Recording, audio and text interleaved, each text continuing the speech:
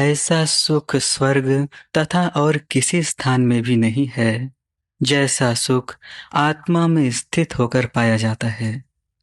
हे राम जी, आत्म सुख में विश्रांति पाने के निमित्त मुनीश्वर, देवता, सिद्ध और महर्षि दृश्य दर्शन का संबंध त्याग कर स्थित होते हैं।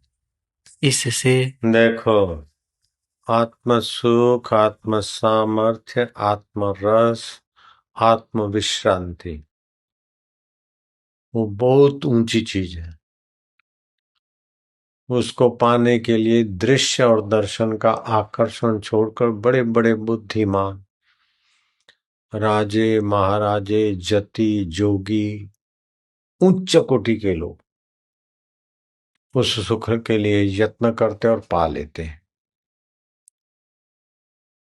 वो सुख कैसा है? बोले सत्यम ज्ञानम अनंतम ब्रह्म।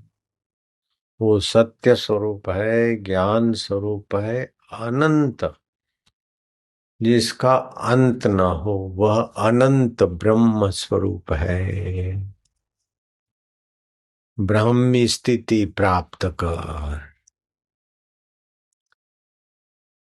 तो ब्रह्म सुख के आगे, ब्रह्म ज्ञान के आगे, ब्रह्म विश्रांति के आगे स्वर्ग का वैभव भी बोना हो जाता है। तो इंद्रियों के द्वारा जो आदमी संसार में भागता फिरता है, ये तब तक भटकना होता है, 84 लाख योनियों की सजा भोगनी होती है, जब तक आत्म सुख नहीं मिला। ये जरूरी नहीं कि हम नाक से मजा लेंगे तो ही जिएंगे, जीभ से मजा लेंगे तो ही जिएंगे। काम इंद्री से मजा भोगकर तो तबाही होती है। ये मजा तो ऊपर से दिखती है सजा। जैसे खेत खली के पतंगियों को मजा दिखती और लाइट के नजीक जाते ही हवा के झोंके और ट्रैफिक के धक्कों से गिर जाते और छटपटा के मरते रहते।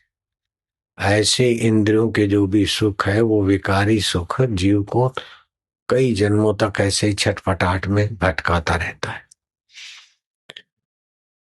तो आत्म सुख बहुत ऊंची चीज है, आत्मज्ञान बहुत ऊंची चीज है, आत्मरस बहुत सार स्वरूप है और वो सहज में है। रात को तुम कुछ देखते नहीं, कुछ सूंघते नहीं, कुछ चखते नहीं, कुछ स्पर्श नहीं करते और गहरी नींद में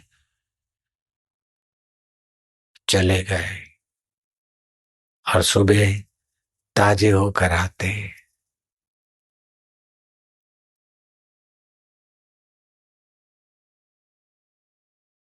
दुख मरता है, सुख भी मरता है, रोग भी मरता है, आरोग्य मरता है, लेकिन तुम्हारा आत्मा अमर है। बुरा देखने, बुरा करने से, बुरा सोचने से मन, इंद्रियां, कर्म बुरे होते हैं, लेकिन तुम्हारा आत्मा बुरा नहीं होता। वह आत्मा उस वो जिसको कोई बुराई नहीं छुए, कोई अच्छाई जिसके आगे माना नहीं रखे, वो ऐसा परम निर्दोष नारायण निरंजन देव का सुख, ज्ञान और अमरता है। कितना भी बुरा आदमी हो या भला आदमी हो, रात को गहरी नींद में एक हो जाते।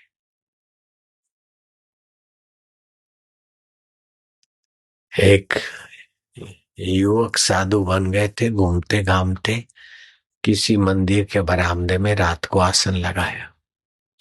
सामने राजा का महल था और युवराज था, वो भी अपनी पत्नी से बात करते करते उस साधु की मखौल उड़ा के ठट्ठा मस्करी कर रहे थे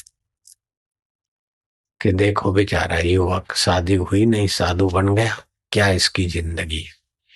हम लोग तो कैसे मौज से जी रहे, कैसी जिंदगी है शादी की और कितने मजे से जी रहे हैं, क्यों री? बोले हाँ जी। जो कुछ मोह मद होता है, काम, क्रोध, लोभ, मोह, मद, उससे अपने को कुछ मान बैठे, अपनी असलियत को जानते नहीं है। इन चीजों से अपने को बड़ा मान रहे हैं।